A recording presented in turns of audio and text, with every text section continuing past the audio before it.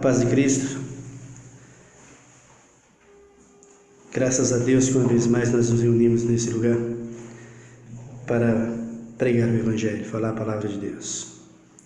É o que nós sabemos fazer, né? Aquele que ama o Senhor, o que ele sabe fazer de verdade é pregar o Evangelho. E é isso que nós queremos, pregar o Evangelho sempre. Prega a tempo e a fora de tempo, não te detenhas.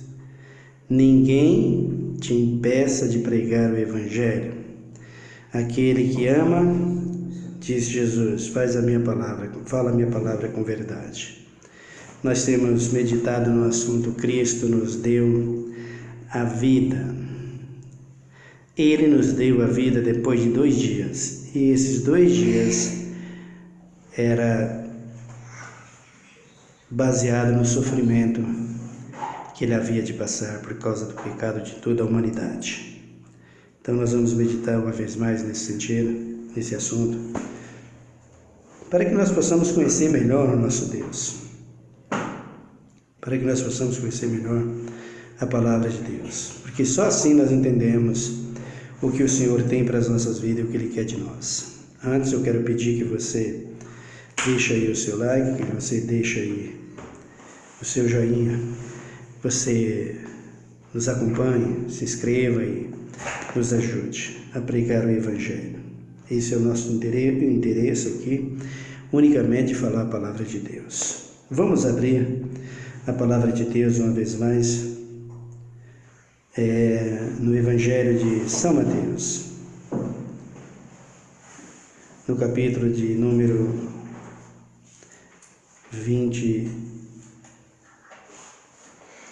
36, vou pular.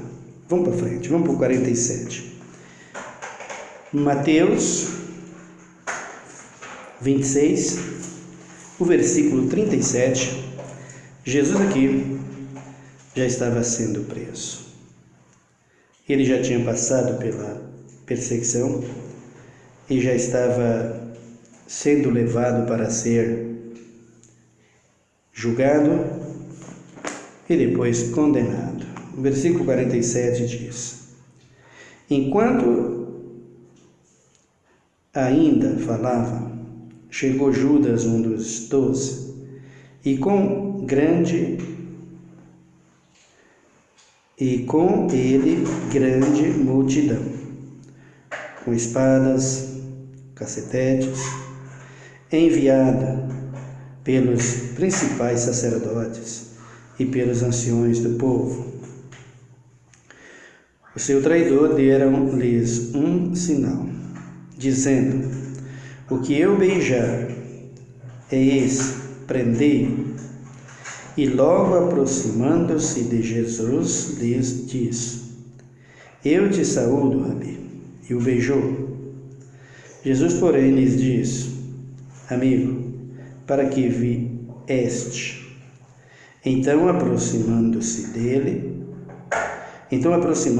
eles, lançaram mão de Jesus e o prenderam.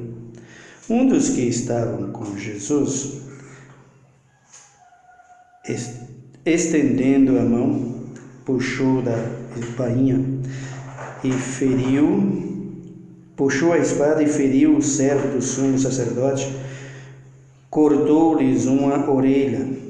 Então Jesus lhes disse: embainhai a tua espada, pois todos os que lançam a mão da espada, a espada morrerá. Ou pensas tu que eu não poderia agora orar a meu Pai e ele me mandar imediatamente mais de 12 legiões de anjos? Como, pois, se cumpriram as Escrituras que dizem que assim deve acontecer? Então disse Jesus à multidão: saíste com espada e cacetete para prender-me como a um assaltante. Todos os dias eu me assentava convosco ensinando no templo, e não me prendestes. Mas tudo isso aconteceu para que se cumprisse as Escrituras do profeta. Então todos os discípulos, deixando-o, fugiram. Então, meus amados, aqui nós temos o preço da traição daquele que era o seguidor de Jesus, o seu apóstolo, o Judas Iscariotes. Vejam que o Evangelho, por causa da seriedade, por causa da verdade, por causa do amor de Cristo e do amor que há nele, promove essas coisas para o pregador que é sincero, que é fiel. Promove isso para o irmão que é sincero e que é fiel. Nós estamos acostumados no Evangelho que não acontece nada com os crentes. Os crentes vivem em mil maravilhas, segundo eles. Nada acontece com eles. Os crentes não vai passar, segundo eles, tribulação, não vai ter perseguição. Irmãos, quando nós vemos o Evangelho e nós acompanhamos as profecias de Daniel, de Isaías, Jeremias, Amós, de todos os profetas do passado, Jonas, Joel, quando nós vemos essas profecias, que nós chegamos nos sermões proféticos de Cristo e nós olhamos o Apocalipse, que nós vemos ali as perseguições que sobrevieram aos crentes daquela época, uma santa Inquisição Romana que durou 1260 anos ou 1260 dias, gente sendo mortos por todo lugar da terra por causa do Evangelho. As pessoas dizem que isso foi para a primeira besta, isso foi para o regime da primeira besta, mas a segunda está por aí. Mas eles ensinam que a igreja vai embora antes de tudo isso, o que nunca foi e nunca será verdade, porque se Cristo fizesse isso, Cristo seria falso e mentiroso. Mas Cristo nunca vai fazer isso, porque Cristo é o dono da verdade, é verdadeiro, é santo, é justo. Paulo diz que todavia o homem sempre mentiroso, mas Deus sempre verdadeiro. Então a igreja é a última coisa a sair da terra para dar fim a toda a humanidade. Por exemplo, a Arca de Noé foi a única meio de salvação para aquele povo, para se livrar do dilúvio. E a única solução para os crentes ser salvos e ser levado ao céu é a nuvem que vai vir com o Filho de Deus, o arcanjo Miguel, os seus anjos, quando ele bradar nas nuvens para buscar o seu povo, antes separando as ovelhas dos bodes, transformando, não é reformando, é transformando um corpo abatido em um corpo glorioso, e nós veremos isso na ressurreição aqui. Então, tribulações, dores e aflições por causa do Evangelho, se você é de Cristo, pode se preparar. Em todas as áreas, pode se preparar. Por quê? Porque não existe um Evangelho barato para levar a gente para o céu.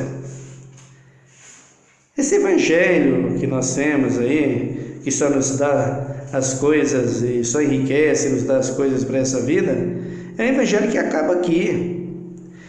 Os valores do Evangelho de Cristo são eternos. Aqui é um estágio.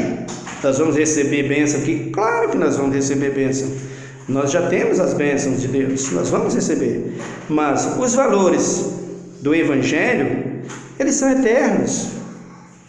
E nós estamos trabalhando aqui para colher esses valores na glória eterna que Cristo Jesus prometeu para nós. Mas para isso tem preço, não é de graça, não é da forma que está aí, não é do jeito que nós estamos vendo. Acha você que Cristo sofreria tudo isso por amor às nossas vidas e seria assim a nossa caminhada para entrar no céu? Queridos, nós precisamos abrir os nossos olhos. O Evangelho nos promete muita coisa. Mas as principais promessas para nós é de uma vida em glória com Deus, eterna. Aqui, o Evangelho prevê muitas tribulações, muitas angústias e muitas aflições. O exemplo está em Cristo, o exemplo está nos profetas, o exemplo está nos apóstolos. E nós precisamos entender esse Evangelho barato, esse Evangelho teórico da prosperidade, isso acaba aqui. E acabar aqui é muito feio, é muito vergonhoso. Então nós vamos correr para chegar à glória eterna. Cristo morreu pelos pecados de todos nós. Imagina vocês aqui, quando Cristo estava para ser preso, Satanás enviava os seus mensageiros para que eles pudessem atormentar Jesus, porque a intenção de Satanás, do começo ao fim, desde que Cristo nasceu, não era matá-lo, era fazer pecados. Ele tinha quem ia fazer isso, quem queria matá-lo. Os reis daquela época, os políticos, os sacerdotes, eles que queriam, desde o princípio, quando o menino nasceu, eles já foram atrás para matá-lo. Veja que a vida de Cristo, sendo Ele Cristo e tomando Ele a forma de homem, não foi esses mar de rosa, como diz a linguagem para Ele. Não foi mordomia, foi perseguição desde o princípio, porque Ele veio para morrer pelos nossos pecados. Você viu aqui, quando Ele orava ao Pai e dizia: Pai, se possível for, passa de mim esse cálice. Todavia a tua vontade, não a minha. O que nós queremos na igreja, o que nós oramos e pedimos na igreja é só isso: me dá, me dá, me dá, me dá, me dá, me dá, eu quero, eu quero, eu quero, eu quero. É essa a nossa oração na igreja. Essa é a nossa canção dentro da igreja. Cristo me dá, Cristo me dá, Cristo me dá, Cristo me dá. Dá mesmo. Nós nunca falamos: quer Jesus? Eu dou, Jesus, o que o Senhor quiser. O Senhor quer? Para que eu dê a Ele alguma coisa, Ele precisa me dar. Mas quando se trata de determinadas coisas, primeiro tem que dar. E nós temos tantos exemplos nisso, né? Nós temos a viúva de Sarepta, aquela mulher que Elias, que ela tinha lá aquela farinha. Nós temos aquele exemplo da outra que Eliseu encontra lá, ela só com azeite. Nós temos Jesus falando da viúva pobre, aquele dinheiro que ela tinha, unicamente ela deu.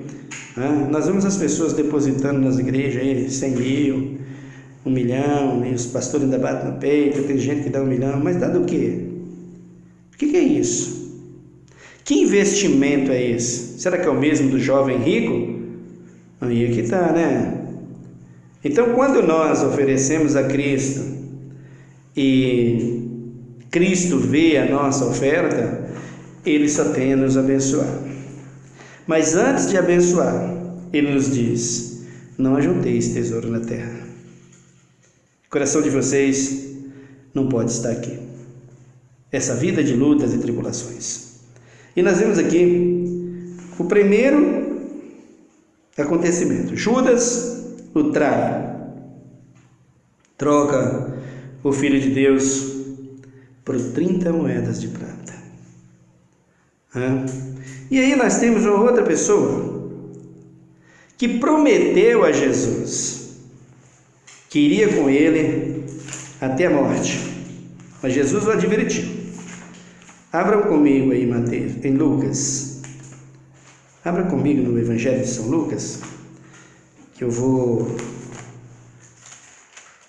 ler aqui o trecho da Palavra de Deus. Capítulo 22. Aqui o Lucas 22 mostra o apóstolo Pedro. Lucas 22, no versículo 31, mostra que Pedro é avisado. Satanás chega para diante de Deus e diz: vou peneirar Pedro. O que significa que todo crente pode ser provado por causa do Evangelho.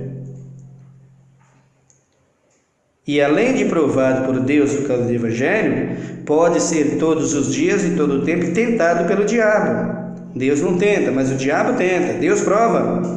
E quando o crente está em prova, o diabo aproveita das provas. Vejam aqui que quando Jesus estava naquele sofrimento, naquela angústia, por causa da morte, ou do sofrimento da morte, da opressão, das acusações, e que o pecado que ele estava carregando vinha sobre ele se angustiava tanto que ele pediu ao Pai para tirar dele o cálice. E nós vemos exemplos na Bíblia de pessoas que estavam em angústia, em sofrimento, em provações, e vinham os seus inimigos. Quem não se lembra de Jó, né? Jó, naquela tribulação, naquela angústia, naquela luta, vendo seus filhos serem mortos pelas mãos de Satanás, por permissão de Deus, porque a intenção de Deus era só prosperar Jó e dar a Jó a posição que ele queria dar, provando o coração de Jó. Vejam que no meio daquela tribulação terrível, aparece quem? Jó rolando no chão, caído no chão, se raspando com cacos de telha, jogado na cinza como um cão para se livrar da coceira das lepras. Vem a mulher e fala para Jó, a mulher, meu amigo, a mulher, meu irmão, e diz para Jó, continuas tu a conservar a tua integridade a esse Deus? Amaldiçoa esse ele e morre, homem. Olha o que ela fala. Mas veja o coração de Jó. Recebemos bem de Deus e não mal. Por que eu iria fazer isso? Como falas uma doida, assim tu falas. Então, não pecou Jó. Veja que Jó, ele estava sofrendo ali um sofrimento que era só dele, ele não estava levando pecado de ninguém. Era só a aprovação dele. Agora imagina você, como é que está a humanidade hoje? E como estava naquela época? Quanto sofrimento passa a humanidade hoje? E Cristo aqui, nesse ponto, quando ele ora ao Pai, ele estava pegando toda aquela carga daquele sofrimento, o sofrimento de toda a humanidade, estava transportando a ele o sofrimento de Israel, o sofrimento das pessoas. Meu irmão, você às vezes nunca passou por certas coisas. Você não imagina a angústia dentro de um presídio, a tristeza, e às vezes até o arrependimento da pessoa lá dentro. Por que eu fiz isso? Por que eu estou nesse lugar? De repente ele sai de lá e o inimigo conduz ele para fazer tudo de novo. Imagina você a angústia dessa pessoa. Imagina você a angústia da pessoa que recebeu o diagnóstico que vai morrer em breve com um câncer. Imagina aquele que está jurado pelo tribunal do crime. Aquela pessoa que está sentenciada à morte. Imagina a angústia que essas pessoas, o medo que essas pessoas carregam. E tudo isso foi transportado para Jesus.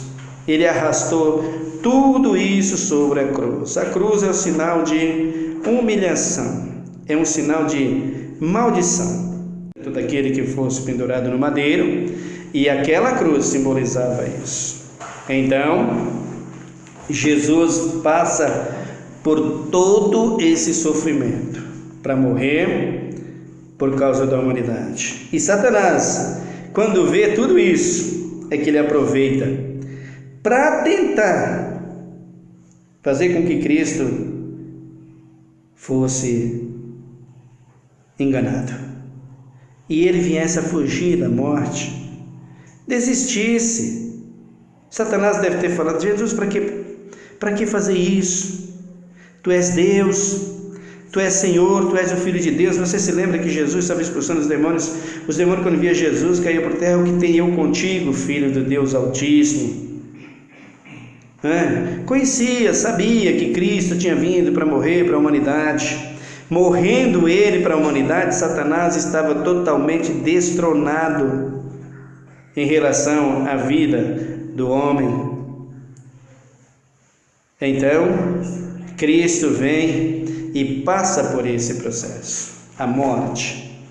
E Pedro, aqui no capítulo 22, faz declarações a Cristo: vou contigo até a morte. Jesus disse: Pedro, eu te digo que antes que o galo cante 3 vezes tu me negarás. Hoje, antes que o galo cante 3 vezes, tu vai me negar. Jesus tinha sido preso. Você vai abrir comigo agora, por favor, no Evangelho de João. Evangelho de João, capítulo 18.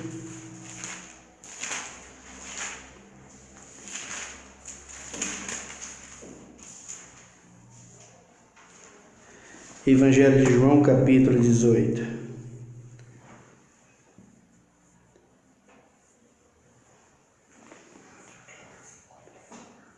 No versículo de número 1. Ele diz aqui que Jesus foi preso. Como nós lemos lá. Tendo Jesus terminado de orar, partiu com os seus discípulos e atravessaram o vale do Cedro. Havia ali um jardim onde Jesus entrou com os seus discípulos. Ora, Judas, que o traía, também conhecia aquele lugar, porque Jesus muitas vezes se reunia ali com os discípulos.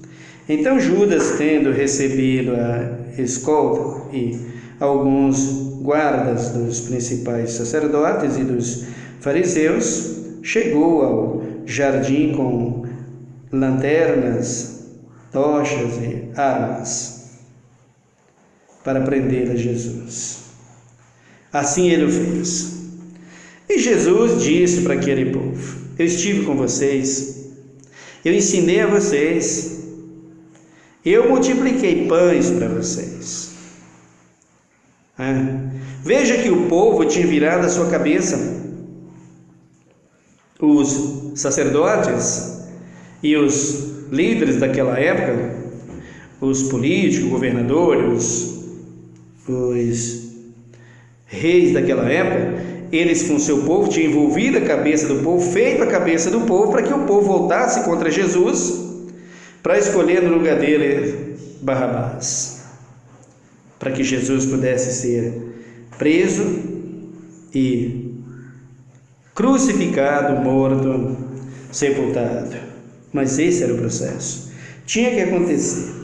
E aqui nós temos mais uma pessoa, o apóstolo Pedro. Veja ele aqui que tinha falado que ia com Jesus até a morte. Primeiro, Judas, que o traiu, e agora Pedro, que nega. Versículo 15. Eu vou ler o 12. Jesus levado a Caifás. Então a escolta, o comandante e os guardas dos judeus prenderam a Jesus e o amarraram. Levaram-no primeiramente a Anás, por ser sogro de Caifás, o sumo sacerdote. Naquele ano, Caifás era quem tinha aconselhado aos judeus que convinha que um homem morresse pelo povo. Então, olha aqui, eles tinham essa prática. Então, Caifás escolhe quem? A Jesus. E quando Jesus é levado para a prisão para ser crucificado, para ser condenado, vejam aqui o versículo 15, o que acontece com Pedro. Simão Pedro outros discípulos seguiam a Jesus, sendo esse discípulo conhecido do sumo sacerdote. Entrou com Jesus no pátio do sumo sacerdote, mas Pedro ficou de fora, junto à porta. O outro discípulo, que era conhecido do sumo sacerdote, voltou, falou com a porteira e levou Pedro para dentro. A porteira perguntou a Pedro: não és tu um dos discípulos deste homem? Respondeu ele: não sou. Fazia frio e os servos e os guardas estavam em pé ao redor de uma fogueira que tinham feito para se aquecer. Pedro também estava com eles, aquecendo-se. Então o sumo sacerdote interrogou Jesus acerca dos seus discípulos e das suas doutrinas. Respondeu-lhes Jesus: eu falei abertamente ao mundo. Eu somente ensinei nas sinagogas e no templo, onde todos os judeus se reúnem. Não disse eu oculto. Para que me interrogas? Por que me interrogas? Pergunta aos que me ouviram. Certamente que eles sabem o que eu disse. Quando Jesus disse isso, um dos guardas que ali estavam deu-lhes uma bofetada, dizendo: é assim que responde ao sumo sacerdote? Respondeu Jesus: se falei mal, dá testemunha do mal, mas se falei bem, por que me feres? Então Anás mandou ainda amarrado ao sumo sacerdote Caifás. Vejam aqui, Jesus disse: se eu estou falando a verdade, eu estou falando contra testemunho do mal, estou falando do mal, você está me ferindo? Por quê? Porque querem o engano, querem que se faça a sua própria vontade, não a vontade de Deus, e assim nós somos. Nós queremos as nossas próprias vontades. Quem quer saber de luta? Quem quer saber de tribulação? Ninguém quer saber disso. O que nós queremos é mordomia, a maioria das pessoas. É isso que eles querem, mordomia. Mas o Evangelho nos oferece tudo isso, mas oferece lutas e tribulações. Versículo 25 diz assim: Simão Pedro continuava de pé, aquecendo-se. Então lhes perguntaram: não és tu um dos seus discípulos? Ele negou, dizendo: não sou. Um dos servos do sumo sacerdote, parente daquele a quem Pedro cortava a orelha, perguntou: não te vi eu no jardim com ele? De novo Pedro negou, e naquele momento um galo cantou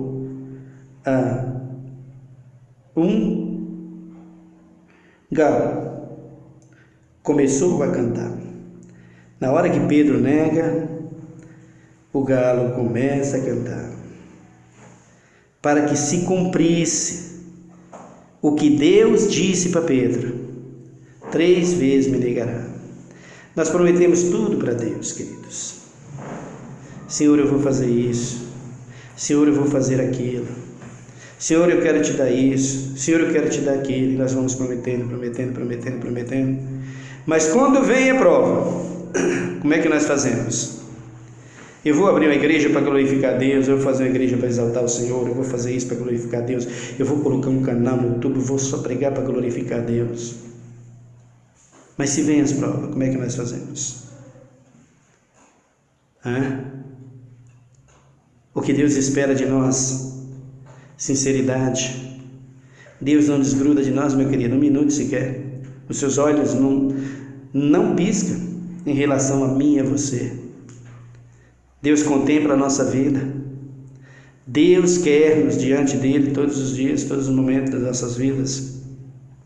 Porque assim é o Pai, assim é o Filho, assim está o Espírito, esperando de nós que nós o adoramos, que nós o reverenciamos, que nós o obedecemos, que nós o servimos, que nós anunciamos o seu reino, a sua morte, a sua ressurreição, a sua vinda, a sua segunda vinda está chegando. É isso que Deus espera de mim e de você. O Pedro, quando Jesus é levado, ele nega. Ele havia prometido que iria com Cristo até a morte. Mas, quando vem a dificuldade, a luta, Jesus percebe. Ele já sabia que Pedro ia negar, como quase todos. No capítulo 21, veja o que aconteceu aqui com Pedro. Desse mesmo evangelho. João 21, versículo 15.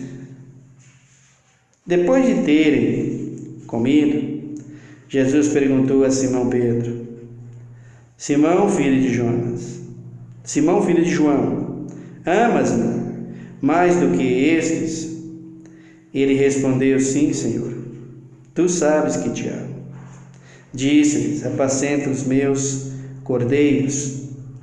Tornou a perguntar-lhe Simão, filho de João: amas-me? Ele respondeu: sim, Senhor, tu sabes que te amo. Disse-lhe Jesus: apacenta as minhas ovelhas. Perguntou-lhes pela terceira vez: Simão, filho de João, amas-me? Simão entristeceu-se por Jesus lhe ter perguntado terceira vez: amas-me? E respondeu: Senhor, tu sabes tudo, tu sabes que te amo. Disse Jesus: apacenta as minhas ovelhas. Em verdade te digo que, quando eras mais moço, te cingias a ti mesmo e andava por onde querias, mas quando fores velho, estenderás as mãos e outro te cingirá e te levará para onde não queres. Jesus disse isso, significando com que tipo de morte haveria ele de glorificar a Deus. Então diz: segue-me. Pedro voltando-se, viu que o seguia o discípulo a quem Jesus o amava, e que na ceia se reclinava sobre o seu peito, e disseram: Senhor, quem é que te há de trair? Então vejam aqui que Jesus diz para Pedro: Pedro, tu me amas? Amo, Senhor. Ele havia negado a Jesus. E antes de negar Jesus, Jesus fala: Pedro, tu me amas? Ele disse: eu amo, Senhor. Apacenta os meus cordeiros, o cabritinho da ovelha. É assim que Deus nos trata. Quando você está chegando na igreja, quando você vem para a igreja pela primeira vez, quando você não conhece o Evangelho, é assim que Deus trata você, como um cordeirinho, como alguém que não conhece o Evangelho, como alguém que não conhece a vida com Deus, como alguém que não conhece a vida da disciplina, da doutrina, do ensinamento de Cristo. As pessoas hoje, quando recebem os irmãos da igreja, já a primeira vez que a pessoa entra na igreja, já batiza, já faz... Sabe, queridos, nós precisamos mudar isso. Nós precisamos levar a eficácia do Evangelho para a vida das pessoas. A verdade, a certeza, a salvação. Porque não dá para ser assim. Não pode ser assim. Que rumo foi que a igreja tomou? Não dá. Temos que inverter isso e voltar para os princípios da verdade do Evangelho, ensinar o povo o caminho da vida, que é Cristo, através da palavra de Deus. Custe o que está, pesa, é difícil, mas nós temos um Deus que nos ajuda. É impossível entrar no céu sem Cristo, não entra. E com Cristo tem lutas e tribulação, mas Ele está conosco todos os dias. É para lá que Ele vai nos levar. Mas nós temos que entrar pela porta, pela verdade. Veja a alegria de Pedro com Jesus. Era tão grande a alegria de Pedro que ele disse: vou contigo até a morte, Senhor. Não vou te deixar. Mas na hora que vem a dor, a aflição, a angústia, que ele vê Jesus preso, que ele sente a morte ali, ele foge. Eu não vou deixar a igreja nunca mais, eu vou ficar na igreja, eu vou ficar aqui, eu morro por isso aqui. Quando vem a luta, a tribulação, a primeira coisa que eles vão dizer é: por que eu vim para a igreja para passar por isso? Lá fora eu estava assim. Queridos, muda isso, é murmuração. Não faça isso. Dai glória em todo o tempo, principalmente nas tribulações. Então, quando a pessoa vem para a igreja, é tratada como um cordeirinho. Você vai ensinando as palavras. Paulo diz que ele ensinou, ele amamentou com leite. Ele não deu um alimento sólido, porque não dá. Uma criança, quando nasce, a mãe tem que dar uma mamadeira. Se não for uma mamadeira, é o peito. Em primeiro lugar, o peito. Se a criança não dá, a mãe tiver algum problema, não tiver leite suficiente, vai dar mamadeira também. Mas é a comida que ele vai se fortalecer e crescer. Não dá para nascer amanhã, hoje, daqui a uma semana já dá uma feijoada para ele, né? Então era assim o crente que está chegando na igreja. Ele está chegando hoje, não é para você dar doutrina para ele hoje, não é para você dar tudo para ele hoje, não é para falar que isso acontece, que é difícil, que é... Não, vamos ensinar passo a passo. Ele vai entender. E foi assim que Jesus falou. Por quê? Porque ele vai crescer na graça. Se ele crescer no conhecimento, na graça, na sabedoria, na revelação do Espírito, ele nunca vai voltar atrás. Então Jesus chama Pedro e diz: ô Pedro, tu me amas? Amas. Mais do que todos esses? Sim, apacenta as minhas ovelhas. Cordeiros e ovelhas que estão chegando e os que já são dentro da igreja há muito tempo. E quando Jesus é crucificado, morto, sepultado, que ele ressuscita, ele aparece aos seus apóstolos. E aí ele vem e fala para Pedro, pergunta: Pedro, tu me amas? Eu te amo, Senhor. Ah, que bom. Volta pela segunda vez. Pedro, tu me amas? Amo. Tu me ama mais do que esses? Amo, Senhor. Pedro entristece. Por que será que Jesus me falou isso? Ele lembra. Ele lembra de quando Jesus disse para ele: o galo vai cantar, e antes que ele canta, 3 vezes tu vai me negar.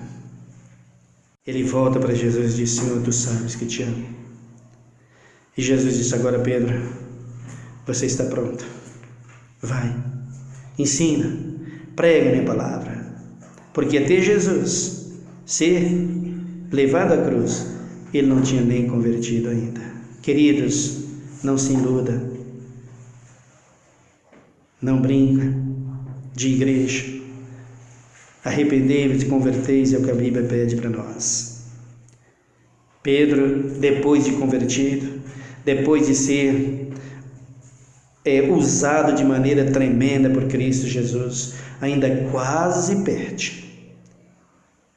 Lá em Atos dos Apóstolos, Pedro estava quase entrando na circuncisão outra vez. Se Paulo não chega ali, Pedro teria sido envolvido pelos judeus. Veja que o engano não é brinquedo. Veja que o evangelho é puríssimo e você precisa ter cuidado. O sofrimento de Cristo nos revela tudo o que é a grandeza do evangelho, as maravilhas do nosso Deus.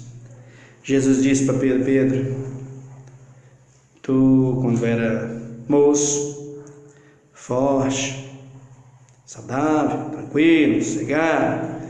Tu fazia de tudo, tu ia para todo lugar, não dependia de ninguém, mas tu vai envelhecer. E quando tu estiver velho, eles vão te cingir. Ou seja, quando tu falecer, Pedro, quando tu morrer, é eles que vão te cingir, é eles que vão te vestir. E vão querer te levar para um lugar que tu não queiras ir. Porque tu, quando era moço, tu tomava os teus banhos, tu te vestia, tu se cingia, tu estava tudo à tua vontade. Mas tu vai envelhecer. Envelhecer, o que significa? Morrer. Quando tu morrer, Pedro, vão te cingir, vão te vestir e vão te levar para um lugar que tu não queiras. Ou seja, vão querer te idolatrar. E como é que está hoje? Quem é Pedro hoje na religião? O que ele previa era o que iria acontecer. Ele diz aí, versículo 19, Jesus disse isso, significando com que morte havia ele de morrer. Disseram que, dizem os historiadores, que quando Pedro vai ser, que eles vão matar a Pedro, e foi morto todos os apóstolos pelas mãos dos homens religiosos. Queriam colocar ele de ponta cabeça, igual Jesus. Ele disse: não sou digno de morrer com a morte do meu Senhor. Não me mate assim. Diz que pegaram a cruz e viraram ele. É o que diz os historiadores. Então, ele estava sendo avisado de que morte iria morrer. Pedro, que não aceitava a idolatria.